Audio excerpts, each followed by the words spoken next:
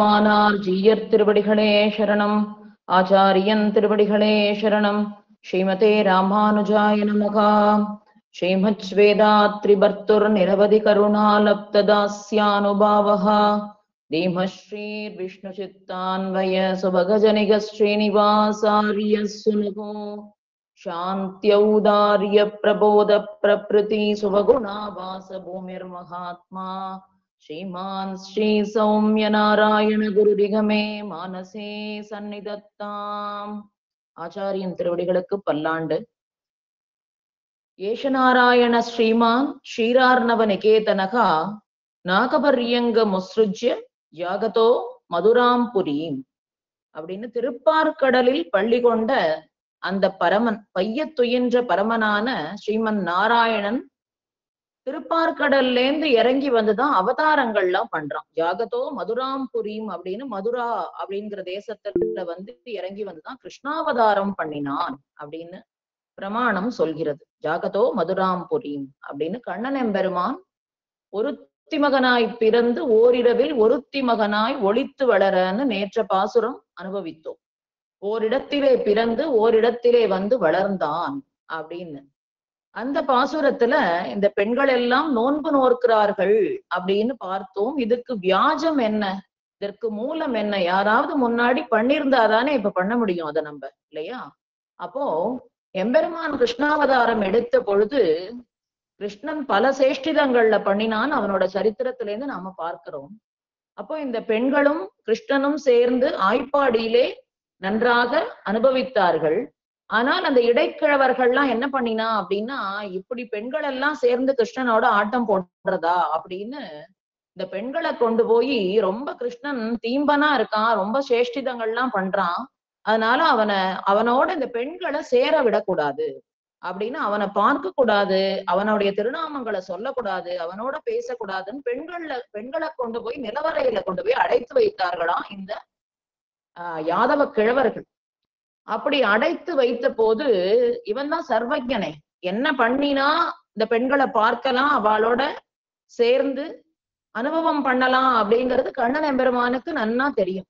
அதனால மழை பொய்த்ததாம். ஒரு தடவை ஆய்ப்பாடியில மழை இல்லாமல் போயிற்று. அப்ப மழைக்காக நோன்பு நோக்க வேண்டும் அப்படின்னு இந்த யாதவ கிழவர்கள்லாம் என்ன பண்ணினா, பெண்கள் தான் நோன்பு நோக்கணும் அப்படின்னு அதுக்கு பெண்களை எல்லாம் வெளியில வரவிட்டாளாம். ஏன்னா இவாளுக்கு பசு புல்லு மேயணும், புல்லு மேயணும்னா தண்ணி இருந்தாதான் அந்த புல்லு வளரும். அப்ப ஆய்ப்பாடி சமிருத்தியா இருக்கணும், செழிப்பா இருக்கணும் அப்படின்னா மழை இருந்தாதான் அது செழிப்பா இருக்கும். அதனால இந்த பெண்கள் எல்லாம் வெளியில விட்டார், நோன்பு நோக்க வேண்டும் அப்படின்னு, மழை வேண்டி நோன்பு நோக்கணும் அப்படின்னு முடிவு பண்ணினா. அப்ப என்ன பண்ணினா, அதுக்கு யாராவது நோன்பு அப்படின்னு பண்ணினாவே அதுக்கு யாராவது ஒருத்தர் தலைவனா இருக்கணும், அதற்கு வேண்டிய கருவிகள் ஒரு இடமோ எல்லாத்தையும் ஏற்பாடு பண்ணி கொடுக்கணும். அப்ப நந்தகோபன் தான் அந்த ஆய்ப்பாடிக்கு தலைவனா இருக்கான். அவன் விருத்தன், வயசானவனா இருக்கிறதுனால அப்போ அந்த ஆய்ப்பாடியில யாரு இளைஞனா நல்ல மிடுக்கோட இருக்கானா நம்ம கண்ணன் தான் இருக்கான். அப்ப கண்ணனை இந்த நோன்புக்கு தலைவனாக்கிடுவோம் அப்படின்னு எல்லாரையும் கூப்பிட்டு பேசினார்கள். கண்ணனை இதற்கு கடகன், அதாவது தலைவனாக்கி இந்த பெண்கள் நோன்பு செய்வதற்கு வேண்டியவற்றை எல்லாம் நீ ஏற்பாடு செய்து தரணும் அப்படின்னு இடைக்கிழவர்கள்லாம் அப்படி ஒரு நியமனம் பண்ணினா. இப்படி பண்ணினதும் இந்த பெண்களுக்கெல்லாம் ரொம்ப சந்தோஷம். ஏன்னா இத்தனை நாளா கண்ணனை பார்க்க கூடாதுன்னு நிலவரைகள்லே அடைச்சு வச்சிருந்தா, இப்ப கண்ணனை பார்க்கலாம் சொன்னதுனால ரொம்ப சந்தோஷம் ஏற்பட்டது. இந்த இடைக்கிழவர்கள்லாம் இதை சொல்லிட்டு அங்கேன்னு நகர்ந்து போயிட்டா, கண்ணனும் இந்த ஆய்ச்சிகளும் இந்த கோபியர்களும் சேர்ந்து நோன்பு எப்ப நோக்கலாம், எங்க நோக்கலாம், எப்படியெல்லாம் நோக்கலாம் அப்படின்னு சேர்ந்து பேசின்னு இருக்கா. அப்போ கண்ணன் சொல்றான், நாம் முன்பு ஒரு நாள் குறவை கோத்தோமே ஒரு ராத்திரியில, அதுபோல் இது ஒரு ராத்திரி அப்படின்னு சொல்றான். அன்னைக்கு எவ்வளவு நாம சந்தோஷமா இருந்தோம், குறவை கூத்து ஆடி எப்படி சந்தோஷமா இருந்தோமோ அது போல இன்று ஒரு ராத்திரி வாய்த்தது அப்படின்னு இவாளோட சேர்ந்து நோன்புக்கு வேண்டிய உபகரணங்கள்லாம் என்னென்ன வேணும், என்ன பண்ணணும் அப்படிங்கறதெல்லாம் பேசிட்டு கண்ணன் என்ன பண்ணிட்டான், விடிகாலம்பர நீங்கள்லாம் எழுந்து வாங்கோ நோன்பு நோக்கலாம் அப்படின்னு சொல்லிட்டு நப்பிண்ணை பிராட்டியினுடைய திருமாளிகையில போய் நப்பிண்ணை திருமார்பில் வைத்து கிடந்த மலர்மார்பா அப்படின்னு அங்க போய் சயனச்சுட்டான் எம்பெருமான். அப்ப அதைத்தான் இப்ப முன்னாடி உள்ள பாசுரங்கள்ல நம்ம அனுபவிச்சோம். முதல் 5 பாசுரத்திலே இந்த பெண்கள் முன்னுரையாக எம்பெருமானுடைய 5 நிலைகளை சொல்லி, பின்பு பஞ்சலட்சங்குடி பெண்களையும், அதாவது ஆய்ப்பாடியிலே நடந்த போது பஞ்சலட்சங்குடி பெண்களையும் கூட்டிக் கொண்டு போனார்கள் அப்படிங்கிற சரித்திரத்தை இங்க ஆண்டாள் கேட்டாள். கேட்ட பிறகுதான் திருப்பாவை அப்படிங்கிற நோன்பு துவங்கினா அப்படின்னு பார்த்தோம். அந்த பாவனா பிரகர்ஷத்தினாலே அதை ஏறிட்டு அவ பண்ணின மாதிரியே நம்மளும் பண்ணுவோம். ஏதோ ஒரு செயல் பண்ணணும்னா முன்மாதிரியா அதுக்கு யாராவது பண்ணியிருந்தா நம்ம அதை பார்த்து எப்படி பண்ணுவோமோ அது போல ஆண்டாள் நாச்சியார் தன்னுடைய பாவனா பிரகர்ஷத்தாலே அந்த பக்தி மேலீட்டாலே இந்த நோன்பை நோக்க வேண்டும். இந்த கோபியர்கள்லாம் எப்படி அடைஞ்சாலோ அது போல நாமும் கண்ணனை அடைய வேண்டும் தான் திருப்பாவை அப்படிங்கிற நோன்பு ஆரம்பிக்கிறா.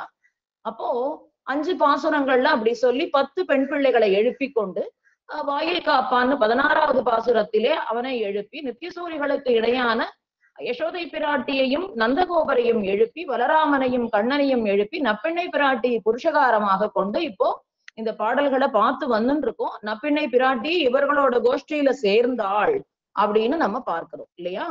சேர்ந்து நானே உங்களுக்கு கண்ணனை பெற்றுத் தருகிறேன்னு நப்பெண்ணை பிராட்டி சொல்ல நேத்து வரைக்கும் பார்த்தாச்சு.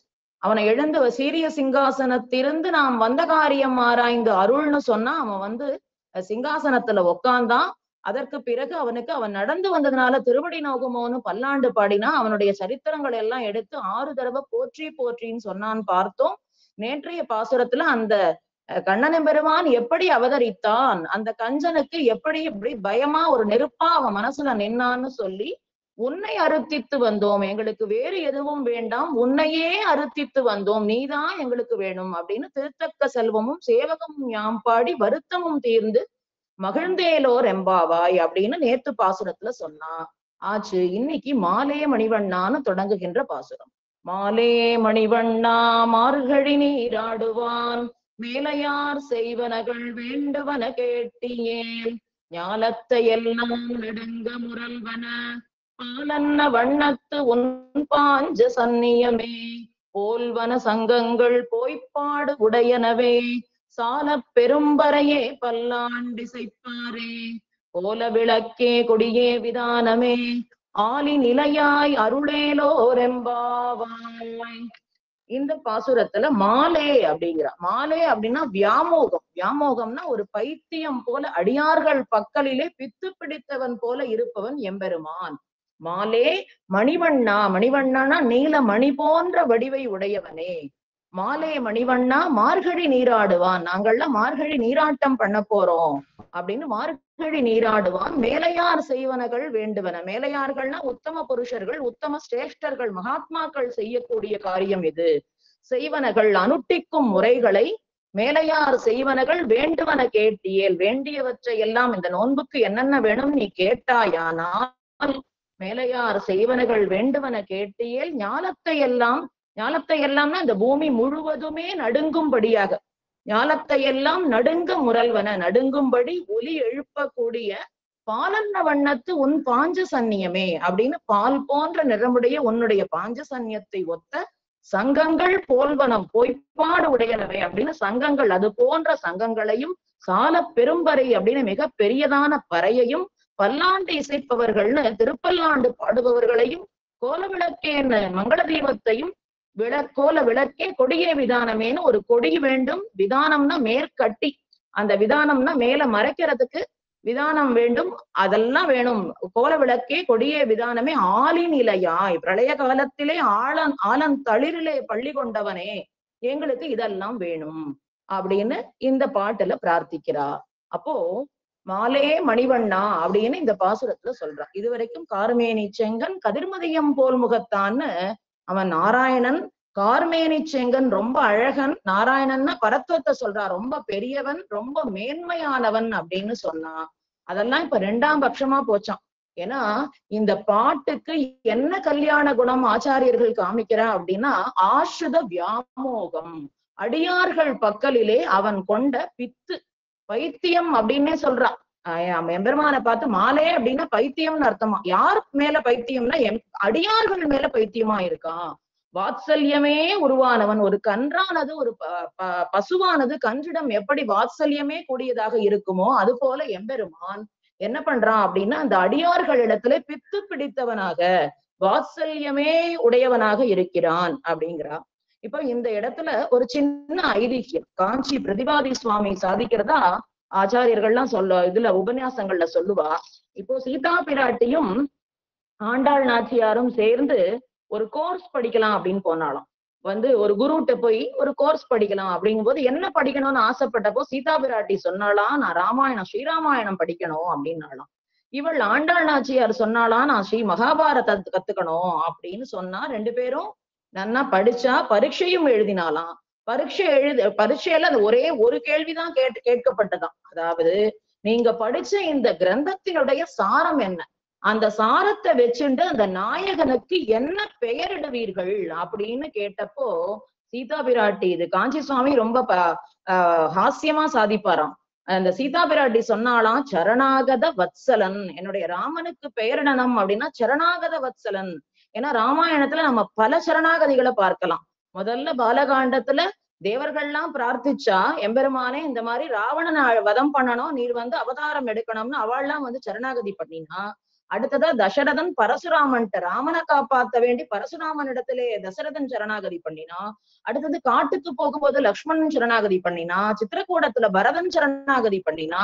விபீஷ்ண சரணாகதி, சிரேஷ்டமான சரணாகதி அப்படின்னா விபீஷ்ண சரணாகதி அந்த ராமாயணத்துல. அடுத்தது எம்பெருமானே சரணாகதி பண்ணினா கடலரசன் இடத்துல. இப்படி சரணாகதியா இருக்கும். சரணாகதி சாஸ்திரம் தான் இந்த ராமாயணம். அப்போ அவ சொன்னாலா, என்னுடைய எம்பெருமானானவன் சரணாகத வத்சலன் அப்படின்னு. சரணாகத வத்சலன் அவளுக்கு திருநாமம் கொடுத்தா. இந்த ஆண்டாள் நாச்சியார் என்ன பெயர் கொடுத்தா அப்படின்னா மாலேன்னு கொடுத்தாலும். ஏன்னா அடியார்கள் பக்கல்ல அப்படிப்பட்ட ஒரு வியாமோகம் உடையவன். இல்லாட்டி ரொம்ப தாழ்ந்து போய் இந்த பஞ்சபாண்டவருக்காக தூது போயிருப்பானா, இல்ல அவளுக்காக பொய் சொல்லியிருப்பானா, அவளுக்காக ஆழி மறைச்சிருப்பானா, எப்படி எல்லாம் அவன் பண்ணினான். தேர் ஓட்டினான், அர்ஜுனனுக்கு தேர் ஓட்டினான், தூது போனான், பொய் சொன்னான், இரவை பகலாக்கினான். இப்படின்னு பல காரியங்கள் இந்த அர்ஜுனனுக்காக, அதாவது பஞ்ச பாண்டவர்களுக்காக பண்ணினா. இப்படி தன்னை தேடி ஒருத்தர் சரணம்னு வந்துட்டா அவ மேல கருணை காட்டுபவன் சக்கரவர்த்தி திருமகன். இவன் பைத்தியமா இருப்பான். அதான் ஆஷ்ரித வியாமோகம். அடியார்கள் மேல அப்படிப்பட்ட ஒரு வியாமோகம் உடையவன் நம் கண்ணன் எம்பெருமான். அதனால ஆண்டாள் சொன்னாலாம், என்னுடைய நாயகனுக்கு நான் மாலே அப்படின்னு திருநாமம் கொடுக்கணும் ஆசைப்படுறேன்னு சொல்றதா ஹாஸ்யமா நம்ம காஞ்சி பிரதிபாதி சுவாமி சாதிக்கிறதா சொல்லுவா. அப்போ மாலே அப்படிங்கிறா. மாலே மணிவண்ணா. மணிவண்ணா அப்படின்னா, மணி அப்படின்னாலே உயர்ந்த ரத்தனம். அதாவது சின்னதாதான் இருக்கும், ஆனா ரொம்ப ஒளி உடையதா இருக்கும். ஒரு சாணத்துக்குள்ளு கொண்ட போய் மறைச்சு வச்சாலும் அது நன்னா ஒளிவிடும். மாலே மணிவண்ணா அப்படின்னு எம்பெருமான கூப்பிடுறா. ஆனா இப்படி இவ இந்த பாட்டை பாடுவதற்கு முன்னாடி ஒரு விஷயம் இருக்கு. பெண்கள்ல பார்த்து கண்ணன் கேட்கிறான், உன்னை அறுத்தித்து வந்தோம் பரிதரதி ஆகில் என்னையே வேண்டி வந்தேன்னு சொன்னேல நீங்கள்லாம். ஆனா எதுக்கு இந்த நோன்பு, எதுக்கு இந்த உபகரணங்கள், இது எதுக்கு அப்படின்னு கேட்கும் பொழுது, என்ன அடைஞ்சுட்டா வேற எதையுமே யாரும் விரும்ப மாட்டா இல்லையா. எம்பெருமானே கிடைச்சுட்டா வேற விஷயத்த விரும்ப மாட்டோம். மார்பால் மனஞ்சொழிப்பு மங்கையர்தோள் கைவிட்டு அப்படின்னு எம்பெருமான அடையணும்னு வந்துட்டா மத்த லௌகீக விஷயங்கள்லாம் பிடிக்காம போயிடுமே. இது எதுக்கு இந்த நோன்பு, இதுக்கு மூலம் எது, இதுக்கு காரணம் என்ன அப்படின்னு சொல்லும் பொழுது கண்ணபிரான் பார்த்து அந்த பெண்கள்லாம் சொல்றாளாம், உன்னை பார்க்கலாமே, இந்த நோன்புங்கிற வியாஜியம் இவ்வளவு நாள் நிலவரல்ல அடைச்சு வச்சிருந்தா, இந்த நோன்புங்கிற வியாஜியத்தின் மூலம் உன்னுடைய தேஜஸான இந்த திருமுகத்தை பார்க்கலாம், உன்னோட கலந்து பழகலாம். அதனால அதுக்கு காரணமான இந்த நோன்பை இடையர்கள் எங்களுக்கு கொடுத்தா இல்லையா, அவ கொடுத்ததுனாலதானே இந்த நோன்பை நோர்க்க முடிஞ்சுது. உன்னை பார்த்து உன்னோட திருநாமங்களை சொல்லணும் அப்படின்னா அதுக்கு ஒரு வியாஜியம் வேணுமே. அப்போ அந்த இடையர்கள் எங்களுக்கு இந்த வாய்ப்பை கொடுத்திருக்கா, அவளுக்காக இந்த நோன்பை நோர்க்கிறோம். அப்போ அதுக்கு வேண்டிய உபகரணங்களை எல்லாம் நீ தந்தருள வேணும் தான். இதுல என்னென்ன உபகரணம் வேணும் அப்படின்னு தான் பிரார்த்திக்கிறான். அப்போ அப்படிதான் மாலே மணிவண்ணா அப்படின்னு சொல்ற. அப்போ மணிவண்ணன் அப்படின்னா இந்த ரத்தனத்தையோ ஒரு மணியையோ பார்த்தா நல்லா உள்ளுக்குள்ள என்ன இருக்குன்னு தெரியும். நீரோட்டம்னு சொல்லுவான். டிரான்ஸ்பரன்சி இருக்கும் அந்த மணியில டிரான்ஸ்பரன்சி இருக்கும். அதை பார்த்துட்டுதான் அந்த தோஷம் எல்லாம் சொல்லுவா. இந்த மணிக்கு இவ்வளவு தோஷம் இருக்கு, இதை உபயோகப்படுத்தக்கூடாது, இது நல்ல மணியா இருக்கு அப்படின்னு சொல்லுவா. அந்த மணி வண்ணா அப்படின்னா கண்ணனை பார்த்தாலே அவன் உள்ளுக்குள்ள என்ன இருக்குங்கிறத நம்ம அப்படியே டிரான்ஸ்பரண்டா தெரிஞ்சுக்கலாமா. அதனாலதான் மாலைன்னு சொல்றா. மணிவண்ணனா இருக்கிறவனே, வடிவத்திலே தெரிகிறதே உன்னோட வியாமோகம். உன்னை பார்க்கும் போதே உன் மனசுக்குள்ள அடியார்கள் மேல இருக்கிற அந்த கருணை, அந்த வாத்சல்யம் தெரியறதே. அதனால நீ மால், மணிவண்ணனா இருக்கிறபடியினால மால். ரத்தனத்தை இத்தினோண்டு இருக்கும், நம்ம நல்லா புடவை முடிப்புல முடிஞ்சு வச்சுக்கலாம். அது போல இந்த கண்ணனும் பெண்களுக்கு ஆட்பட்டவனாய் புடவை தலைப்பிலே முடியுமவனாய் இருக்கிறான். அதனால மாலே மணிவண்ணா அப்படிங்கிறான். ஒரு கொலகாரனா இருந்தா கூட இவனை பார்த்துட்டா விட முடியாதான். ஒரு நாள் திருமுகத்தில் விழித்தவர்களை வெடிவழகுபடுத்தும் பாடு அப்படின்னு ஸ்ரீராமாயணத்துல ராமனை சொல்றது உண்டு. அது போல இந்த ஒரு கொலை தொழில் செய்பவனா இருந்தாலும் இந்த மணிவண்ணனை பார்த்தால் மயக்கத்தை பெற்று விடுவான். அது போல இவனும் அடியார்கள் மேலே மயங்கியே இருப்பவன். அதனால மாலே மணிவண்ணா. ஏன்னா நம்மாழ்வார் மயங்கினாரே, 3 பதிகத்துல மயங்கினார். 3 மாசம் மோகித்தார் அப்படின்னு பாக்குறோம். பிறந்த 10 அடியவர் கெளியவன்ல மயங்கினார், கண்கள் சிவந்து பெரியவாய் அதுல மயங்கினார், பிறந்தவாறும் வளர்ந்தவாறும் அப்படின்னு 3 பதிகத்துல கண்ணனுடைய சேஷ்டிதங்களை நினைச்சு 6 மாசம் அப்படியே மயங்கியே கிடந்தார், எழுந்திருக்கவே இல்லை. அது போல இந்த கோபியர்களுக்கு கண்ணன் மேல பைத்தியம், கண்ணனுக்கு இந்த கோபியர்கள் மேல பைத்தியம். அதனால மாலைய மணிவண்ணா, நீலரத்னம் போல இருப்பவனே, என்றும் எனக்கு இனியானை என் மணிவண்ணனை அப்படிங்கிறார் பெரியாழ்வார் இல்லையா? அப்ப இந்த பெண்கள்லாமும் பைத்தியமா இருக்கா, அவனும் பைத்தியமா இருக்கான். ஆண்டாள் கூட ஒரு பாசுரம் சாதிக்கா, மாலாய் பிறந்த நம்பியை மாலைய செய்யும் மணாளனை, ஏலா பொய்கள் உரைப்பானை. அவன் பொய் சொல்றவன் தான், ஆனா மாலாய் பிறந்த நம்பியை மாலைய செய்யும் மணாளனை எங்களை பித்து பிடிக்க செய்பவன் அப்படின்னு ஆண்டாள் சொல்றா இல்லையா? அப்போ இவாள்லாம் அப்படி சொல்லிட்டு, ஏன்னா இவா சீரிய சிங்காசனத்திருந்துன்னு சொன்ன உடனே கிருஷ்ணன் எழுந்திருந்து வந்துட்டான். 21வது பாசுரத்துல எழுந்திருந்து வந்துட்டான். ஐயோ, இவ்வளவு நாள் நீங்கள் இப்படி இத்தனை குழந்தைகளை கூட்டிட்டு நோன்பு நோற்று வாயில் காப்பான்ட்டு அனுமதி வாங்கிட்டு உள்ள வந்து என்னை பிராட்டிய புருஷகாரமா பற்றி என்னை எழுப்புற வரைக்கும் நான் சும்மா இருந்துட்டேனே, இப்படி இது என்னுடைய பெரிய தவறு இல்லையான்னு எம்பெருமான் அப்படியே மனம் உருகி எழுந்திருந்து வந்து உங்களுக்கு என்ன வேண்டும்னு கேட்டு இப்ப நேர பேசிட்டு இருக்கா. இந்த பாசுரத்துல கண்ணனோட நேர பேசிட்டு இருக்கா. இப்ப இந்த பெண்கள்லாம் சொல்றா, நீ சமுத்திரம் கண்ணா, அதுக்கு முன்னாடி ஒரு பசுவினுடைய குளம்படியில ஒரு நீர் தேங்கிட்டுன்னா, ஒரு குட்டை இருந்ததுன்னா இத்தினோண்டுதான் தண்ணி இருக்கும். அது போல நாங்கள் உன்னுடைய அந்த மால் பைத்தியம் ஆசுத வியாமோகம்ங்கிறது அதுக்கு முன்னாடி நாங்கள்லாம் ஒண்ணுமே இல்லை. ஏன்னா 26 பாட்டு இப்ப நாங்க தெளிவா வந்திருக்கோமே, எழுந்திருந்து நோன்பு நோக்கணும்னு இத்தனையும் பேசிட்டு இத்தனை பேரை கூட்டிட்டு வந்திருக்கோம். நீயோ எழுந்திருக்கவே முடியாம இப்படி மயங்கி கிடந்தியே, என் பக்தர்களை எப்படி ரட்சிக்க போறேன்னு நீ மாலையே நீ மயங்கி கிடந்தியே அப்படின்னு இந்த பெண்கள்லாமும் வருத்தப்படுறா. அதனால கிருஷ்ணாவதாரத்துல முக்கியமாக காட்டப்படும் கல்யாண குணம் எது அப்படின்னு பார்த்தா ஆஸ்ரித வியாமோகம் தான். அர்ஜுனனுக்காக பல செயல்கள் செய்தான் நம்ம பாக்குறோம். இன்னும் நிறைய சரித்திரங்கள் இருக்கு. அதனால மாலைய மணிவண்ணா அப்படின்னு சொல்ல கண்ணன் கேட்கிறான், எதுக்கு வந்திருக்கேள், என்ன காரியம் சொல்லவே இல்லையே, என்ன காரியம்னே சொல்லலையே, பாட்டு பாடிட்டே இருக்க என்ன காரியம்னு சொல்லலையே அப்படின்னு கிருஷ்ணனாகிய நானே கைப்பட்டுட்டேன், இனிமே உங்களுக்கு நோன்பு தேவையா அப்படின்னு கேட்கும் பொழுது அவ சொல்றா, மாலைய மணிவண்ணா மார்கழி நீராடுவான் அப்படின்னு. இந்த பெரியவர்கள்லாம் சொன்னதுதான் நாங்க செய்ய போறோம், மார்கழி நீராட்டம் அப்படிங்கிறது நாங்கள் செய்ய போறோம். அப்படின்னா ஒரு செயலை செய்யணும் அப்படின்னாலும் எல்லாத்துக்குமே உபகரணங்கள் வேணும், பல கருவிகள் வேணும். ஒரு திருவாராதனமே பண்ண போறோம் அப்படின்னா சந்தனம் வேணும், புஷ்பம் வேணும், பஞ்சபாத்திரங்கள் வேணும், தேர்த்தம் வேணும். இது மாதிரி எல்லாத்துக்குமே உபகரணங்கள் வேணும், பல கருவிகள் வேணும். அப்போ மார்கழி நீராடுவான்னு நோன்பின் ஸ்வரூபமான இந்த நோன்பை நோற்று ஊராருக்காக மழை பெய்ய வேண்டும்ங்கிறது வியாஜம். ஆனா இவாளுக்கு நோக்கம் கண்ணனை அடையணும் அப்படிங்கிறது தான். அப்ப நோன்பின் சொரூபமான இந்த கண்ணன், அங்கியான கண்ணனே கிடைச்ச பிறகு இந்த அங்கங்கள்லாம் எதுக்கு, என்னவோ பறை இருக்கு விதானம் இருக்குன்னு என்னென்னவோ நீங்க கேட்கவே இல்லை, இதெல்லாம் எதுக்குன்னு கண்ணன் சொல்ல அப்ப சொல்றா, எங்களுக்கு சாஸ்திர விசுவாசம், மேலையார் செய்வனகள் மார்கழி நீராடுவான், மேலையார் செய்வனகள் வேண்டுவன கேட்டியேல் அப்படின்னு சாஸ்திர விசுவாசம் அப்படிங்கிறா.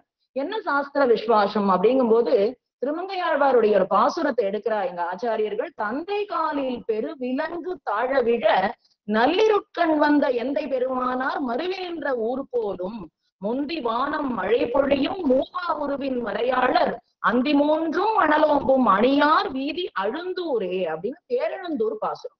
இங்க எம்பெருமான் ஆமருவியப்பன் கோஷகன் அப்படின்னு பேரு எம்பெருமானுக்கு.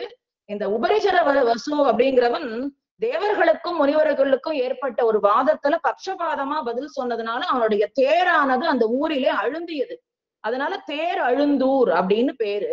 இதுல பார்த்தேன்னா அந்தி மூன்றும் மணலோம்பும் மூவா உருவின் மறையாளர் அந்தி மூன்றும் மணலோம்பும்னு பெரிய மகாத்மாக்கள், நல்ல வேதம் தெரிந்த மகாத்மாக்கள்லாம் வாழ்கிற ஊராம்.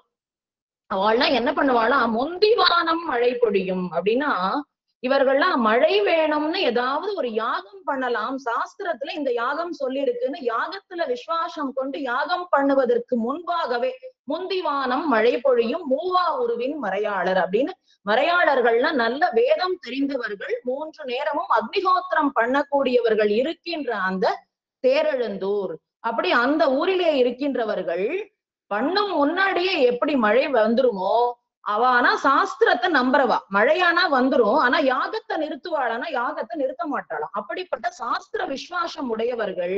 அது போல நாங்களும் மேலையார் செய்வனகள் வேண்டுவன கேட்டியேன்னு எங்க பெரியவர்கள் அவர்கள்லாம் சொல்லியிருக்கா இத பண்ணணும்னு, அதனால நாங்க பண்றோம் அப்படின்னு சாஸ்திர விசுவாசம் உடையவர்கள் அப்படின்னு சொல்றார். ஒன்ன பாத்துட்டோம், ஆனா நோன்பு நோக்கணும்னு நாங்க வேண்டிட்டு வந்திருக்கோம், சாஸ்திரத்துல எங்களுக்கு விசுவாசம் உண்டு அப்படின்னு சொல்ல கேக்குறானா. இந்த மார்கழி நீராட்டம்னா பிரசித்தமா, யார் பண்ணிருக்கா இப்படி அப்படின்னு சொல்லி, இது ஊரே தெரியுமே கண்ணா, உனக்கு தெரியாதா அப்படின்னு சொல்லி கேக்குறா. மார்கழி நீராட்டம் ஏன் பண்றேன், மேலையார் செய்வனகள் வேண்டுவன கேட்டியேல் அப்படின்னு சொல்லி அவன் என்ன சொல்றான் கண்ணன் அப்படின்னா, ஜோதிஷ்ட ஹோமம் பண்ணினா ஸ்வர்க்கம் போகலாம்னு சாஸ்திரம் சொல்றது.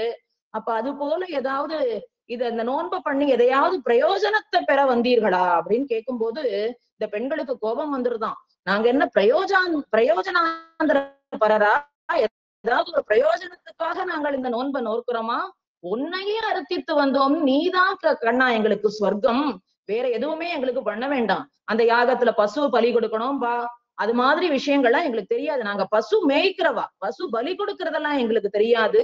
நாங்க அவசியம் பண்ணுவோம், ஏன்னா உன்னை பார்க்கணும், உன்னை பத்தின விஷயங்களை பாடணும், வாயால தொடர்ந்து உன்னை நினைக்கணும், அதனால பக்தியோகம் பண்றேளா அப்படின்னு எம்பெருமான் கேட்க, எங்களையும் அவர்களையும், அதாவது அந்த ஹோமம் செய்யும் அந்தணர்களையும் நீ ஒன்னா பார்க்காத, எங்களுக்கு ஸ்வர்க்கம் நீதான், புத்தகத்துல உள்ளதெல்லாம் எங்களுக்கு தெரியாது, மேலையார் செய்வனகள் அப்படின்னு தர்மம் அறிந்தவர்கள் எதை செய்வார்களோ அதைத்தான் நான் செய்யறேன். யத்ய தாசரதி ஸ்ரேஷ்ட தத்வதேவோதரோ ஜனகாய் ச யத் பிரமாணம் குருதே லோகஸ் ததனுவர்த்ததே அப்படின்னு கீதையில எம்பெருமானே சொல்லியிருக்கான். நல்ல மகாத்மாக்கள் எந்த அனுஷ்டானத்தை பின்பற்றுகிறார்களோ அததான் மக்களும் பின்பற்றுவார்கள். எந்த அளவுக்கு அந்த மகாத்மாக்கள் பண்றாளோ அதே அளவுக்கு இந்த மக்கள் பண்ணுவா அப்படின்னு எம்பெருமான் கீதையில சொல்லியிருக்கான். இவன் கேக்குறான், வேதம்லாம் சாஸ்திரம் இல்லையா, அதை நீங்க நம்ப மாட்டேளா அப்படின்னு கேட்கும் பொழுது, எங்களுக்கு வேதம்லாம் தெரியாதுப்பா, நாங்க அதெல்லாம் படிச்சது கிடையாது. மேலையார் செய்வனகள்னு சிஷ்டர்கள், அதாவது எங்களுக்கு முன்னாடி உள்ள பெரியவர்கள்லாம் எந்த சிஷ்டாச்சாரத்தை ஃபாலோ பண்றாளோ அதைத்தான் நாங்களும் பண்ணுவோம். நம்ம இதுல பாக்குறோம் உபதேச ரத்ன மாலையில, ஞானம் அனுஷ்டானமவே நன்னாகவே உடையனான குருவை அடைந்த கால்னு அந்த ஆச்சாரியர்கள் என்ன பண்றாளோ, அவ என்ன சொல்றாளோ அதை பார்த்து நாங்க அதை கத்துக்கிறோம், அதை பண்றோம் அப்படின்னு. அவ எந்த அளவுக்கு பண்றாளோ, எந்த அளவுக்கு எங்களை பண்ண சொல்றாளோ அதைத்தான்ப்பா பண்ணுவோம். வேதம்னா எங்களுக்கு பிரமாணம் கிடையாது. எப்படி திருமந்திரமானது அசிஷ்ட அதாவது மத்த மந்திரங்களுக்கெல்லாம் அசிஷ்ட பரிகிரகமும் அபூர்த்தியும் உண்டுன்னு பிள்ளைலோகாச்சாரியார் முன்னூற்றுப்படியில சாதிக்கிறார். இது சிஷ்டர்கள் மகாத்மாக்கள் கொண்டாடுகின்ற மந்திரம் திருமந்திரம், அதைத்தான் இவர்கள் உயர்த்துவார்கள். சிஷ்டர்கள் அதைத்தான் தங்களுடைய தலையில வச்சுட்டு அந்த திருமந்திரத்தை கொண்டாடுவார்கள், அதனுடைய அர்த்தத்திலே நடப்பார்கள் அப்படின்னு மேலையார் செய்வனர்கள் வேண்டுவன கேட்டியேல், இதெல்லாம் நீ கேட்டியேல் அப்படிங்கிறா. கண்ணனா பதிலே சொல்லல. நீ கேட்டேன்னா மேலையார்கள் எல்லாம் என்ன செய்வான், நீ கேட்டேன்னா நாங்க சொல்றோம் மேலையார் செய்வனகள் வேண்டுவன கேட்டியேல் அப்படின்னு சொல்லி இவன் எங்கேயோ வேடிக்கை பார்த்துட்டு இருக்கானா கண்ணன். இவாளுக்கு கோபம் வந்துருது, என்ன கேட்டியேல்னு சொல்றோமே தவிர என்ன செய்யணும்ங்கிறதே நீ சொல்ல மாட்டேங்கிறிய கண்ணா அப்படின்னா இவன் பராத்து பார்த்துட்டு இருக்கான். யார பாக்குறான் அப்படின்னா, எப்படி நம்ம இந்த செஸ்ன்னு சொல்லுவா, இத தமிழ்ல ஆனைக்குப்பு விளையாட்டு அப்படிங்கிறான். ஆனைக்குப்பு விளையாட்டுன்னா அதுல கிங்கு குயினு ஹார்ஸு அதெல்லாம் இருக்கும். அதை பார்த்து யாராவது பக்கத்துல நின்னா கூட நமக்கு தெரியாது. அந்த செஸ் விளையாடுறவா அதுலயே கவனமா இருப்பாள். அது மாதிரி எம்பெருமான் இந்த இடத்துல ஆச்சாரியர்கள் சாதிக்கிற ஆனைக்குப்பு விளையாடுவது போல, அதாவது எம்பெருமான் என்ன பண்றான்னா பதிலே சொல்லாம அப்படி பார்த்துட்டே இருக்கான். யார பார்த்துட்டு இருக்கான் அப்படின்னா, அந்த ஞான பக்குவமுடைய இந்த கோபியர்கள், ஞான பரிமளம் வீசுகின்ற அந்த கோபியர்களை பார்த்துட்டே இருக்கான்.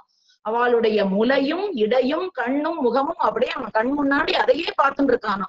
ஏன் அப்படி பாக்குறான் அப்படின்னா, அவளுடைய கண்ணானது ஞானத்தை பிரதிபலிக்கிறது, முலையானது பக்தியை பிரதிபலிக்கிறது, இடையானது வைராக்கியத்தை பிரதிபலிக்கிறது, அவளுடைய முகம் போக்கியமா இருக்கான் பாக்குறதுக்கு. இந்த கோபியர்கள் மதுரா மதுரா லாபான்னு அவளையே பார்த்துட்டு இருக்கானே கண்ணன். ஏன் அப்படின்னா அப்படி ஒரு போக்கியமா இருக்காளாம் இவாள்லாம் கண்ணனையே வேண்டி வந்ததனால். வேற ஏதாவது போய் கேட்டிருந்தா எம்பெருமானுக்கு அவனுடைய திருவுள்ளம் ரொம்ப அப்படியே பட்டு போயிருக்கும். எம்பெருமான் இடத்துல போய் எம்பெருமானே நீதான் வேணும்னு கேட்கணுமே தவிர எனக்கு இவ்வளவு செல்வம் கொடு, இவ்வளவு வீடு கொடு, இவ்வளவு நகை கொடு அப்படி கேட்க கூடாது. ஐய உன்னையே அறுத்தித்து வந்தோன்னு இந்த கோபியர்கள் சொல்றதுனால அவ பக்தியும் ஞானமும் வைராக்கியமும் இவன் கண்ணில் பட இவா சொல்றதே காதுல விடல கேட்டியே அப்படின்னு சொல்ல என்ன சொல்றா அடுத்ததுன்னா, சரி சொல்லுங்கோ அப்படிங்கிறான். அப்போ நம்மாழ்வார் எப்படி சொல்றாரு, என் கருத்தையுற வீற்றிருந்தான் கண்டு கொண்டேன்னு பெருமாள் என்னையே பார்த்துட்டு இருக்கான் அப்படின்னு ஒரு பாசுரத்துல சாதிக்கிறார். எப்படி பசி உள்ளவன் சோத்தையே பார்த்துட்டு இருப்பானோ, தண்ணி தாகமா இருந்தா தண்ணியே பார்த்துட்டு இருப்பான், அது மாதிரி பணம் வேண்டவன் பணத்தை பார்த்துட்டா பணமே வேணும்னு பார்த்துட்டு இருக்கிற மாதிரி என் கருத்தையுற வீற்றிருந்தான் கண்டு கொண்டேன் நம்மாழ்வார் சொல்றாரு. அவனுக்கு என் மேல உள்ள வியாமோகத்தால என்னையே பார்த்துட்டு இருந்தானேன்னு திருவாய்மொழியில ஒரு பாசுரத்துல சாதிக்கிறார். அப்போ எப்படி இதுல ஒரு ஐதிஹ்யம் கூட காட்டப்படுறது. குறுகை காவலப்பன்னு கேள்விப்பட்டிருப்பேன் நீங்க இந்த சரித்திரம். குறுகை காவலப்பன்கிறவர் நாதமுனிகளுடைய சிஷ்யர்.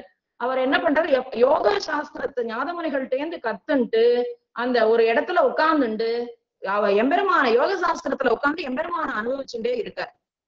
இங்க மணக்கால் நம்பிகள் என்ன பண்ணினார், ஆளவந்தார்ட்ட உம்ம தாத்தா கொடுத்த சொத்து யோக சாஸ்திரம் குறுகை காவலப்பன்ட்ட இருக்கு, நீர் அவரிடம் போய் பெற்றுக்கொள்ள வேண்டும் அப்படின்னு சொல்லும் பொழுது இங்க இருந்து குறுகை காவலப்பனை தேடிட்டு போறார். போனா அவரும் யோகத்துல இருக்கார், எம்பெருமானையே அனுபவிச்சுட்டு இருக்காரு. யோகத்துல இருக்கிறவாளுக்கு சுத்தி என்ன நடக்கிறதுங்கிறதே தெரியாது.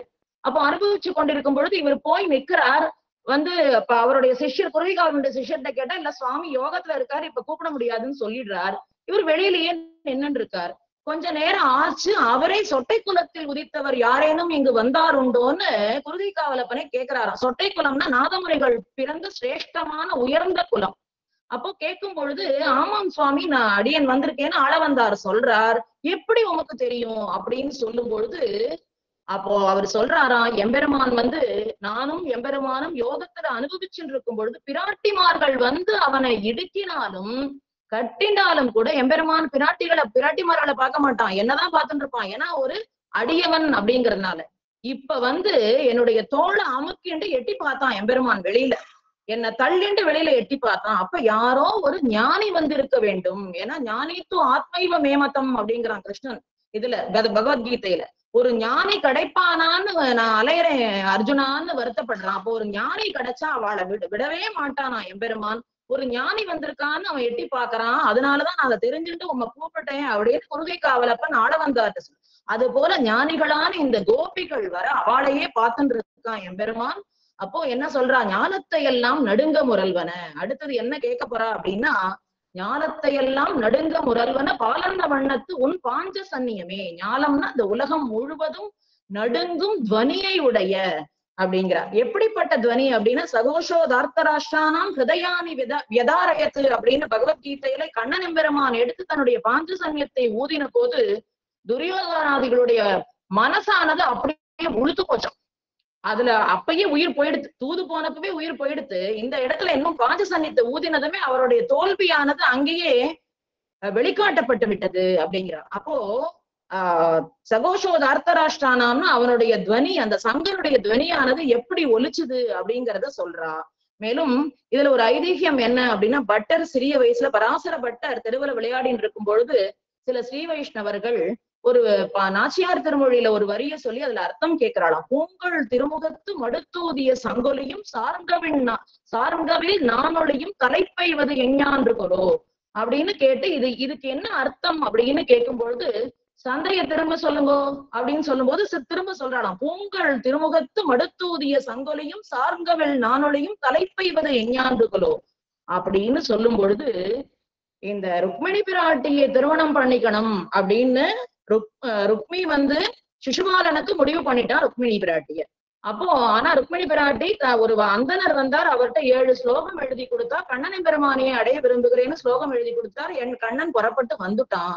ஆனா அவன் வந்ததுக்கு தெரியல, இவள் வருத்தப்படுறா, குலதேவிக்கு பூஜை பண்ணணும்னு இவ அரண்மனையை விட்டு வெளியில போயிடுறா. கண்ணன் இதுவரைக்கும் வரலையே, கல்யாண நேரம் வந்துடுத்தேன்னு பயப்படும் பொழுது எங்கிருந்தோ கண்ணனுடைய இந்த சங்க நாதம் கேட்டுதான். அதான் பூங்கொள் திருமுகத்து மடுத்து ஊதிய சங்கொலியும் அப்படின்னு ருக்மிணி பிராட்டிக்கு இந்த சங்கத்தினுடைய சத்தத்தை எம்பெருமான் காட்டி கொடுத்தான். நான் வந்துட்டேன் அப்படின்னு காட்டி கொடுத்தான்.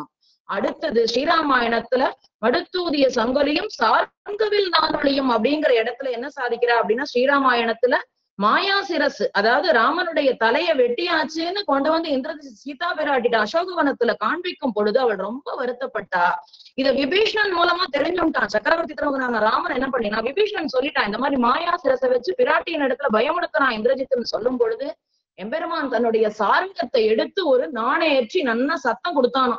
சார்ங்கவில் நானொழியும், சார்ங்கம் உதைத்த சரமழை போல்னு நாச்சியார் சாதிக்கிறார் 4வது பாசுரத்துல. சார்ங்கம் உதைத்த சரமழை போல்னு அந்த சத்தத்தை கேட்டதும் சீதா பிராட்டி உயிர் தரித்தாள். என்னுடைய ராமனானவன் உயிருடன் இருக்கிறான், அவனுக்கு எதுவுமே ஆகல. அப்ப பூங்கள் திருமுகத்து மடுத்தூதிய சங்கொலியும் சார்ங்கவில் நானொழியும் தலைப்பைவது எஞ்ஞாண்டு, அது மாதிரி ஒரு ஒலி எனக்கு என்னைக்கு கிடைக்கும்னு நாச்சியார் திருமொழியில ஆண்டாள் சாதிக்கிறா. அப்படிப்பட்ட ஒலியாக இருக்க வேண்டும்.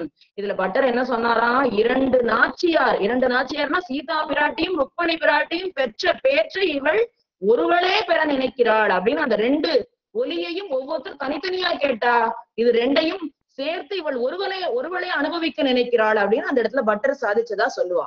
அப்போ இந்த அனுகூலர்கள் வாழணும் அப்படின்னா எம்பெருமானுடைய அந்த சங்கத்தினுடைய துவனியை கேட்கணும். பிரதிகூலர்கள், துரியோதனாதிகள் ஆகிய பிரதிகூலர்கள் முடிந்தார்கள் அப்படின்னு பார்க்கிறோம். அப்போ பாலன்ன வண்ணத்து உன் பாஞ்ச சன்னியமே எப்படி இருக்கும்? பாலை நன்னா திரட்டினா ஒரு சங்கத்தை உருவாக்கினா எப்படி இருக்கும்? பாலை நன்னா திக்கா காய்ச்சி திரட்டினா ஒரு சங்கம் உருவானா எப்படி இருக்கும்? அது போல வெள்ளவெளேன்னு இருக்கும்.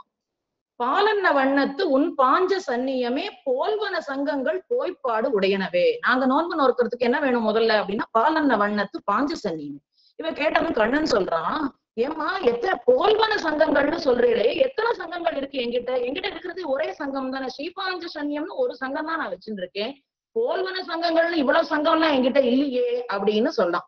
நான் ஒருவன் தான், எம்பெருமான் ஒருவன் தான், பரம்பொருள் அவன் ஒருவன் தான், அத்விதீயன் அப்படின்னா அவனுக்கு நிகரே யாருமே கிடையாது, அவனுக்கு மேற்பட்ட வாழும் கிடையாது, அவனுக்கு நிகரான வாழும் கிடையாது. அப்ப நானும் ஒருவன் தான், என் பாஞ்ச சன்னியமும் ஒண்ணுதான். இப்படி போல்வன அப்படின்னா அது போல சங்கங்கள் வேண்டும் நீ இத்தனை கேக்குறியே, எப்படி கொடுக்க முடியும் அப்படின்னு, பாலன்ன வண்ணத்து உன் பாஞ்ச சன்னியமே போல்வன சங்கங்கள் போய்ப்பாடுன்னா என்ன சொல்றா அப்படின்னா, சின்ன சங்கமா கொடுத்துறாத கிருஷ்ணா, ஆனா பெருசா கொடு, உள்ளுக்குள்ள இடம் நிறைய இருக்கணும், அப்பதான் அந்த சத்தமானது நன்னா கேட்கும். சின்ன சங்கல ஊதினா சத்தம் துவனியானது ரொம்ப குறைவா கேட்கும். அவ என்ன சொல்றா, போய்ப்பாடு உடையனவே நிறைய இடம் இருக்கணும், உள்ள சத்தமானது நன்னா கேட்கணும். முன்னாடி பாட்டுல சொன்னாலே வெள்ளை வெளிசங்கின் பேரரவும் கேட்டிலையோ அப்படின்னா, போய்ப்பாடுன்னா இடம் இருக்கணும், நல்ல பெரிய சங்கமா இருக்கணும், அந்த சங்கத்தினுடைய சத்தமானது உலகெங்கும் ஒலிக்க வேண்டும் அப்படின்னு சொல்றா. மேலும் புகழ் அப்படின்னு ஒரு அர்த்தமும் உண்டு, போய்ப்பாடுங்கிறதுக்கு புகழுடைய சங்கம் அப்படின்னு அர்த்தம் உண்டு. போய்ப்பாடு உடையனவே எப்பவுமே சங்கம் உபகாரம் பண்ணும். ருக்மிணி பிராட்டிக்கு எம்பெருமான் வந்துட்டான்ங்கிறத காமிச்சு கொடுத்தது. துருவ சரித்திரத்துல பார்த்தோம்னா துருவன் எம்பெருமான சாட்சாத்காரம் பண்ணினப்போ அந்த சங்கத்தினாலதான் துருவனுடைய கன்னத்துல எம்பெருமான் எழுதினானாம். ஞானகாரகனா இருந்து அந்த சங்கமானது துருவனுக்கு ஞானத்தை கொடுத்தது அப்படின்னு, எப்பவுமே அந்த சங்கமானது நல்ல உபகாரம் பண்ணக்கூடியது அப்படின்னு. போல்வன சங்கங்கள் போய்ப்பாடு உடையனவே அப்படின்னு சொல்ல போருமா, இன்னும் என்ன வேணும் சொல்லுங்க அப்படின்னு. இப்ப கடைக்கு ஒரு மளிகை சாமான் வாங்க போனா, அம்மா கடுகு மிளகு ஜீரகம் என்ன போட்டோம், என்ன போட்டோம் அடுத்தடுத்து கேட்பானே, அது மாதிரி கண்ணன் கேட்கிறான், இன்னும் என்ன வேணும் உங்களுக்கு அப்படின்னு சொல்ல, போய்ப்பாடு உடையனவே சால பெரும்பறையே அப்படின்னு, பெரும் பறை வேண்டும் அப்படிங்கிற. பறைனா சாதாரண பறை இல்ல, பெரும்பறை வேண்டும், எல்லா இடமும் துவனிக்கக்கூடிய. ஏன்னா ஊரே கேட்கணும், 5 லட்சம் கோடி பெண்களும் சேர்ந்து நோன்பு நோக்கிறா, அது போல இவங்க ஸ்ரீவில்லிபுத்தூர்ல நோக்கிறா. அப்ப எல்லாரும் தங்களுடைய கிரகத்துல இருந்து யமுனையில போய் நோக்கிறாளோ இல்ல பாவைக்களம்னு ஒரு இடம் வச்சுட்டு இருக்கான்னா, அந்த இடத்த போய் அடையிற வரைக்கும் இவ ஊர்வலமா போனோம்.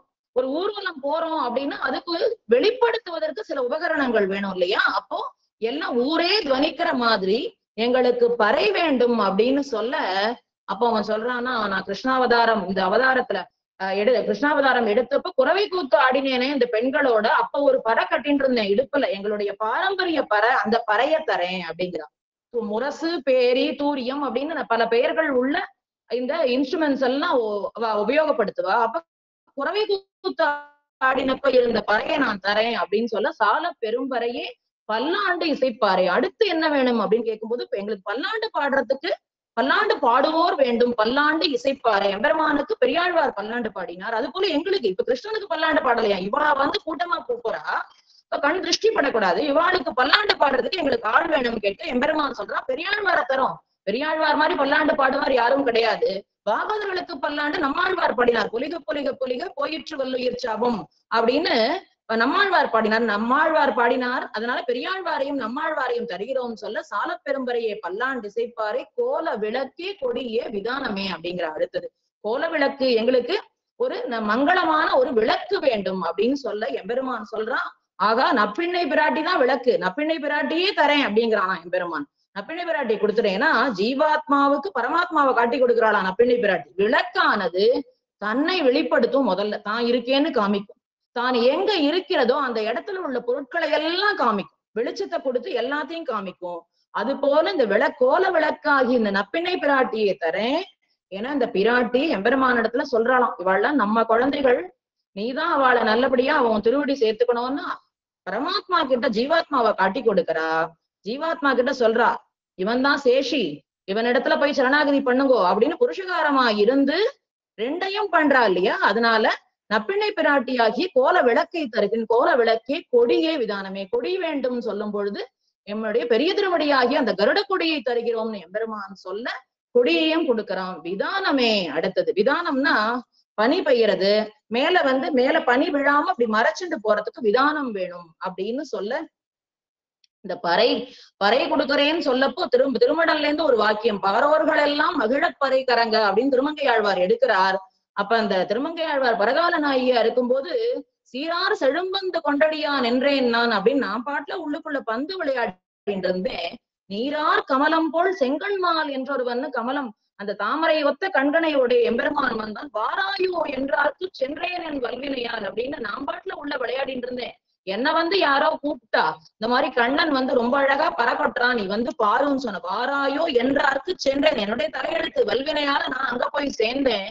சீரார் குடமிரண்டேந்தி அப்படின்னு ரெண்டு கையிலயும் ரெண்டு குடத்தை வச்சுண்டு இடுப்புல பறைய கட்டிண்டு அவன் ஆடின அழக பார்த்து நான் மயங்கி போனேனே அப்படின்னு ஸ்ரீ திருமடல்ல ஒரு வாக்கியம் உண்டு. பாரோர்கள் எல்லாம் மகிழ பறைகரங்க அப்படின்னு திருவரையிலே இந்த பறையை கட்டிக்கொண்டு எம்பெருமான் குடக்கூத்து ஆடினான் அப்படின்னு. கோல விளக்கே கொடியே விதானமே அப்படின்னு சொல்லும் போது விதானத்தை கேட்கும் பொழுது என்ன கொடுக்குறானா எம்பெருமான்? அத்தவாளம் அப்படின்னு சொல்லுவோம். அத்தவாளம்னா உத்திரியம். அதாவது எம்பெருமான் 3ஆவதா ஒரு உத்திரியம் மேல கட்டின்னு இருப்பான். அந்த உத்திரியத்தை கொடுத்தானா, இதை நீங்க விதானமா போட்டுட்டு நீங்க நோன்பு வருங்கோ அப்படின்னு உத்திரியத்தையே கொடுத்தான். ஏன்னா அதையும் கொடுத்துருவான். ஏன்னா மகாபாரத போர் நடக்கும் பொழுது பீஷ்மரை கொல்வதற்காக வேகமா போனா, அப்ப உத்திரியம் நழுவி விழுந்தது. அதை கூட விட்டுட்டு அவன் போர்ல ரொம்ப முனைஞ்சு போனான்னு சொல்லி பாகவத்துல சுகாச்சாரியார் சொல்றத ஆச்சாரியர்கள் சாதிக்கிறார்.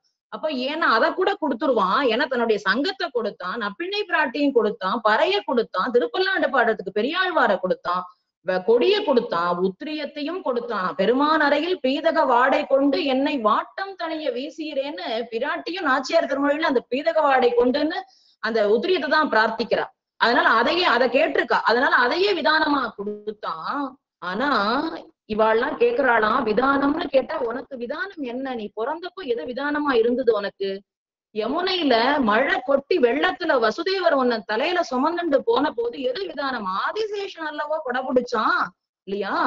சென்றால் குடையாம், இருந்தால் சிங்காசனமாம், நின்னால் மரவடியாம், என்றும் நீழ்கடலுள் புனையாம், மணிவிளக்காம், பூம்பட்டாம், புல்குமணையாம், என்றும் திருமார்க்கு அரவு அப்படின்னு உனக்கு தொடுத்து மேல் விதானமாய பவ்வநீர ராவணைன்னு ஆழ்வார்கள் சாதிக்கிறாளே. அப்படி விதானமா ஆதிசேஷனை வச்சுண்டு இப்படி உத்திரியத்தை கொடுக்கறியே கண்ணா, இது சரியா அப்படின்னு கேட்கும் பொழுது அவன் என்ன சொல்றானா, இல்ல அவன் ஆதிசேஷனை விட்டு நான் ஒரு நாளும் பிரிய மாட்டேன், அதனால கொடுக்க முடியாதுன்றான். நிவாச சையாசன பாதுக அம்சுகன் ஸ்தோத்திர ரத்னத்துல ஆள வந்தார் எடுக்கிறார். இதுதான் நின்னால் சென்றால் குடையாம் அப்படிங்கிற அர்த்தத்துலதான் அந்த ஸ்தோத்திரமும் அமைஞ்சிருக்கு. அவன் ஒரு அடி கூட என்னை விட்டு பிரியவே மாட்டான். லக்ஷ்மணனும் எம்பெருமானும் பிரிஞ்சதா சரித்திரமே கிடையாது. பிரிஞ்சா அவன் தூங்கவே மாட்டான். கிருஷ்ணனுக்கு எப்பவும் பலராமன் கூடவே இருக்கணும், ராமனுக்கு லக்ஷ்மணன் கூடவே இருக்கணும், எம்பெருமானுக்கு ஆதிசேஷன் கூடவே இருக்கணும். அதை விடவே மாட்டான். பிராட்டிய பிரிஞ்சாலும் பிரிவானே தவிர எம்பெருமானை விட்டு ஒரு நாளும் ஆதிசேஷனும் பிரிய மாட்டான். அதனாலதான் வழியடிமை செய்தேனோ லக்ஷ்மணனை போலேன்னு திருக்கோளூர் அம்மா எடுக்கிறா. வழி அடிமைன்னு போகிற இடமெல்லாம் வெறும் அரண்மனையில மட்டும் இல்ல, போகிற இடமெல்லாம் வழியடிமை செய்தான் லக்ஷ்மணன். அந்த லக்ஷ்மணனை விட்டு நானு போக விடவே மாட்டேன் அப்படின்னு லக்ஷ்மணனை கொடுக்கல அப்படின்னு 3000 படியில சுவாமி பெரியவாச்சான் பிள்ளை சாதிக்கிறார். ஆனா மற்றும் ஒரு வியாக்கியானத்துல கடைசியில் கொடுத்தான் அப்படிங்கிறதும் உண்டு. அப்போ கொடுக்கலையாம், விதானமாக அத்தவாளத்தை கொடுத்தான், வஸ்திரத்தை கொடுத்தான், தன்னுடைய மேல் உத்திரியத்தை கொடுத்தான் அப்படின்னு அணைவது அரவணை மேல் பூம்பாவை யாகம் புணர்வது அப்படின்னு எங்க படுத்துட்டு இருக்கான், எப்பவும் படுக்க அவனுக்கு படுக்கை கொடுத்தா அவன் எங்க போய் படுப்பான் எம்பெருமான். அதனால அணைவது அரவணை மேல் பூம்பாவை யாகம் புணர்வது அப்படின்னா இப்படி பாயில படுத்துட்டு இருப்ப, இப்படி அரவணை மேல படுத்துட்டு இருக்கானே இவனுக்கு கல்யாணம் ஆயிடுத்தா அப்படின்னு ஒரு ஹாஸ்யமா கேட்டோம் அப்படின்னா ஆயிடுத்தே, இப்ப குழந்தைகள் உண்டா அப்படின்னா பூம்பாவை யாகம் புணர்வது இருவரவர் முதலும் தானே அப்படின்னு. குழந்தைகள் யாருன்னா பிரம்மருத்ராதிகள். முதல்ல எம்பெருமான் யார படைச்சான் அப்படின்னா பிரம்மருத்ராதிகளை படைச்சான். அதனால இருவரவர் முதலும் தானேன்னு அந்த பாம்பனையில படுத்துட்டு இருக்கானே அவன் அந்த பாம்பனையை விட்டு ஒரு நாளும் பிரிய மாட்டான். அதனால கொடுக்கலையாம், விதானத்துக்கு ஆதிசேஷனை கொடுக்கவில்லை, தன்னுடைய உத்திரியத்தை கொடுத்தான். பல்லாண்டு சிப்பாரே கோல விளக்கே கொடிய விதானமே ஆலி நிலையாய் அருள். அப்ப எம்பெருமான் சொல்றான், இல்லாததெல்லாம் கேட்கிறேன் எப்படி, என்கிட்ட இருக்கிறத கேட்டா கொடுப்பேன், இல்லாத விஷயத்தெல்லாம் கேட்டா இதெல்லாம் ரொம்ப அரியதா இதெல்லாம் அரியதாயிற்று, எப்படி என்னால கொடுக்க முடியும் அப்படின்னு சொல்ல இந்த பெண்கள்லாம் சொல்ற, உனக்கு அரியதுன்னு ஒண்ணு உண்டா கண்ணா, நீ எதையும் செய்பவன், பாலன் தனதுருவாய் ஏழுலகுண்டு ஆலிலையின் மேலன்னு நீ வளர்ந்த மெய்யன்பர் ஆலன்னு வேலை நீர் உள்ளதோ விண்ணதோ மண்ணதோ சோலை சூழ் புன்னெடுத்தாய் சொல்லு அப்படின்னு. அந்த பிரளய காலத்துல ஒரு ஏழையில குட்டி ஆழம் தளிர்ல போய் நீ சயனிச்சுண்டியே, எப்படி சயனிச்சுண்ட, அது எல்லாத்தையும் முழுங்கிட்டு ஆலந்தளிர் அதுக்கப்புறம் படைச்சு சயனிச்சுண்டியா, இல்ல படைக்கிறதுக்கு முன்னாடியே ஒரு ஆலந்தளிரை இடிச்சு வச்சுட்டியா, அப்ப அந்த ஆலந்தளிர் வந்த மரம் எங்க இருந்தது அப்படின்னு பொய்கை ஆழ்வார் ஒரு பாசுரத்துல கேக்குறார். பாலன் தனதுருவா ஏழுல கொண்டு ஆலிலையின் மேலன்னு நீ வளர்ந்த மெய்யன்பர், நீ வளர்ந்தேன்னு இப்படி சொல்றா, அப்போ நீ அந்த மரம் எங்க இருந்தது, இலை எங்கேந்து வந்தது, அந்த நீர் ஜலம் எங்கேந்து, எல்லாத்தையும் உள்ள முழுங்கிட்டேன்னு சொல்றா, ஆனா அந்த ஜலம் எங்கேந்து வந்ததுன்னு அப்படின்னு கேட்க எம்பெருமான் அது பதில் சொல்றதாவே வியாக்கியானத்துல இருக்கு. சோலை சூழ் புன்னெடுத்தாய் சொல்லு, நீர் சொன்னீரே இப்ப அதுலயே பதில் இருக்கே, சோலை சூழ் புன்னெடுத்தாய் சொல்லுன்னா அந்த கோவர்த்தனகிரிய மலையா பிடிச்சது, இது பதில் இல்லையேங்கிறாராம் பொய்கை ஆழ்வார். இது பதில் கிடையாது இதுக்கு அப்படின்னு கேட்கும் பொழுது, 7 வயசு பையன் எங்கேயாவது மலையை தூக்க முடியுமா, எப்படி தூக்கினா, அப்போ எம்பெருமான் அகடித கடனா சாமர்த்தியம் உடையவன். அப்ப அகடித கடனா சாமர்த்தியம் உடையவன்னா எது வேணாலும் பண்ணுவானே அப்ப இல்லையா. ஆளிநிலை பாலகனாய் அன்னுலகம் உண்டவனேன்னு இன்னொரு ஆழ்வார் சாதிக்கிறார். இப்படி பண்ண முடியுமா உன்னால அப்படின்னு கேட்டா, அகடித கடனா சாமர்த்தியம் இருந்ததுனாலதானே குன்னை குடையாக விடுத்தான் அப்படின்னு. 7 வயசு குழந்தை எங்கேயாவது மலையை தூக்க முடியுமா, தூக்கினேன்னா அது மாதிரி இதுவும் வச்சுக்கோ அப்படின்னு எம்பெருமான் பதில் சொல்றதா இந்த வியாக்கியானத்துல சொல்லப்பட்டிருக்கு. அப்போ செய்ய முடியாததையெல்லாம் செய்பவன் நீ, அகடித கடனா சாமர்த்தியம் உடையவன். எம்பெருமான் கடலரசன் கிட்ட ராமன் சரணாகதி பண்ண போது அவன் வரல, 3 நாட்கள் வரல. அப்ப எம்பெருமான் என்ன பண்ணான், கோவப்பட்ட ஜல தத்துவத்தையும் அழிச்சிடுறேன்னா ராமன், அழிச்சிடுறேன் நான், இவன் வரலையோ இல்லையோ அழிச்சிடுறேன் அப்படின்னு சொன்னான். அது மாதிரி அந்த ஜலம் இல்லாமலும் இந்த உலகத்தை காப்பாற்றுவதற்குரிய சாமர்த்தியம் உடையவன் எம்பெருமான். அதனால ஆலிநிலையாய் அருள்னு அந்த மாதிரி ஆலிநிலையில படுத்துட்டு இந்த உலகத்தை முழுங்கிட்டு இத்தனோண்டு குழந்தையா படுத்துட்டியா, அது மட்டும் உன்னால முடிஞ்சுதா, இதெல்லாம் எங்களுக்கு கொடுக்க முடியாதா அப்படின்னு சொல்ல ஆலிநிலையாய் அருள்னு இந்த பாட்டுல பிரார்த்திக்கிறா. இந்த பாட்டானது உள்ளுரை பொருள் என்ன அப்படின்னா, வேதாந்த உபனிஷங்கள்ல எல்லாம் சொல்லப்பட்டுள்ள சாமியா பக்தி மோக்ஷம் அப்படிங்கறத சொல்றது. வெளிப்படையா நோன்புக்க வேண்டிய உபகரணங்கள்னு இவ பிரார்த்திக்கிறாளே தவிர உள்ளுரை பொருள் என்ன அப்படின்னா, வேதமனைத்துக்கும் வித்தாகும் கோதைதமிழ் ஐயைந்துன்னு நம்ம பார்த்திருக்கோம். அப்ப வேதத்துல சொல்லப்பட்ட சாமியா பக்தி மோட்சத்தை தான் சொல்றா. சாமியா பக்தி அப்படின்னா எம்பெருமானும் நாமும் ஒன்று, அவனுக்கு பக்கத்துல போயிடுறோம். ஏன்னா எம்பெருமானுடைய பறை, சங்கு, பிராட்டி, விளக்கு, கொடி, விதானம் எல்லாம் அவனோடதெல்லாம் கொடுத்துடுறா. அவனுடைய சொத்தெல்லாம் இவ வாங்கின்றா. அவனோட சொத்து நம்மள்ட்ட வந்தது அப்படின்னாவே அவனுக்கு இணையாக, அவனுடைய செல்வம் எல்லாம் நம்மள்ட்ட வந்தது அப்படின்னாலே அவனுக்கு இணையா ஆயிடும். சாமியம் உபைதி அப்படின்னு நிகரான தன்மை, எம்பெருமானுக்கு நிகரான தன்மை நமக்கு வந்துடுது. அப்போ மாலைய மணிவண்ணாங்கிற இந்த பாசுரத்துல அவ சௌலபியத்தை சொல்றா. ஆலிநிலையாய் அப்படிங்கிற விஷயத்துல உபாயம் பூர்த்தி உடையவன் அவன், சர்வஜன் அவனே உபாயம், வேறு துணையே நமக்கு வேண்டாம் அப்படின்னு சொல்லி அவனுடைய செல்வங்கள்லாம் நம்மள்கிட்ட வந்துடுத்து அப்படின்னா நாம் அவனுக்கு இணையானவர்களாக ஆகிவிடுகிறோம். அதனாலதான் சாமியம் அப்படின்னா ஈக்குவல், சாமியாபத்தி மோட்சத்தை சொல்ற ஆண்டாள் இந்த பாட்டுல. அப்போ அதுல வந்து எம்பெருமானுக்கு 8 கல்யாண குணங்கள் உண்டு. அது நமக்கும் உண்டு. ஆனா இங்க வந்து மறைஞ்சு போய் கிடக்கு. இந்த பிரகிருதி வாசையினால மறைஞ்சு போயிருக்கு. என்ன கல்யாண குணங்கள் அப்படின்னா, பாவம் தட்டாதவன் எம்பெருமான். அவனுக்கு கிழத்தனம் கிடையாது. வான் இளவரசு வைகுந்த குட்டன் அப்படிங்கிறார். வான் இளவரசுனா எப்பவும் வைகுந்தத்துல இளவரசனாகவே இருக்கான் எம்பெருமான். அதனால கிழத்தனம் கிடையாது அவனுக்கு, மரணம் கிடையாது, சோகம் கிடையாது, பசி கிடையாது, தாகம் கிடையாது. அவன் சத்தியகாமனா இருக்கான், சத்திய சங்கல்பனா இருக்கான்னு 8 விதமான கல்யாண குணங்களை சொல்லி, அப்படி அந்த 8 விதமான கல்யாண குணங்களும் எம்பெருமானை அடைஞ்சால் நமக்கு வந்துடும். ஏன்னா எம்பெருமானுக்கு வைகுண்டத்துல பசியோ தாகமோ தூக்கமோ மோகமோ இல்ல ஒரு மயக்கமோ எதுவும் கிடையாது. அவனை அடைஞ்சுட்டா வைகுண்டத்துக்கு போயிட்டா நமக்கும் அது கிடையாது. அவன் எல்லாம் செய்ய வல்லவன், நினைத்த காரியத்தை முடிச்சுடுவான். ஆனந்தம் எல்லையில்லாத ஆனந்தத்தை உடையவன். திருமேனி அழகு சொல்லப்போனா எப்படி அதை வாயாலே வர்ணிக்க முடியாது. அப்படிப்பட்ட சௌந்தரியத்தை உடையவன், சர்வஜனாக இருப்பவன். அவன் வந்து நன்னா அலங்காரம் பண்ணிட்டு இருப்பான், நன்ன சூர்ணங்கள் மாலை ஆபரணங்கள் எல்லாம் போட்டுட்டு வைகுந்தத்துல அப்படி இருப்பான். ஜெகத் அப்படின்னு நிறைய விஷயங்கள் அவன்கிட்ட இருக்கிற விஷயங்கள் எல்லாம் நமக்கு வந்துரும். அதனால அப்படிப்பட்ட சாமியாபத்தி மோட்சத்தை சொல்றதுனால இந்த பாடல் சாமியாபத்தி மோட்ச பாடல் தான் இது. அப்போ அதெல்லாம் கிடைக்கும். ஆனா எம்பெருமான போல ஜெகத்தை படைக்கலாமா, ஆதிசேஷன்ல படுத்துக்கலாமான்னா அது முடியாது. அது நிச்சயமாக முடியாது. அவனுக்கு உள்ள கல்யாண குணங்கள் எல்லாம் வந்துரும், அவனுக்கு உள்ள தன்மைகள்லாம் நமக்கு வந்துரும். அதனால இந்த இதுல சாமியாபத்தி மோட்சத்தை ஆண்டாள் இதுல பிரார்த்திக்கிறார். ஆளின் இலையாய் அருளையலோ ரெம்பாவாய் அப்படின்னு பிரார்த்திக்கிறார்.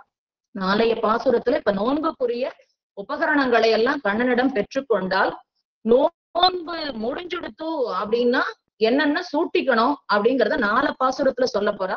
அதை கூடாரை வெல்லும் சீர் கோவிந்தான்னு தன்னிடம் வந்து சரணம் அடையாதவர்களையும் வெல்லும் குணமுடையவனான அந்த கோவிந்தனை பற்றின பாடலை நாளை அனுபவிப்போம்.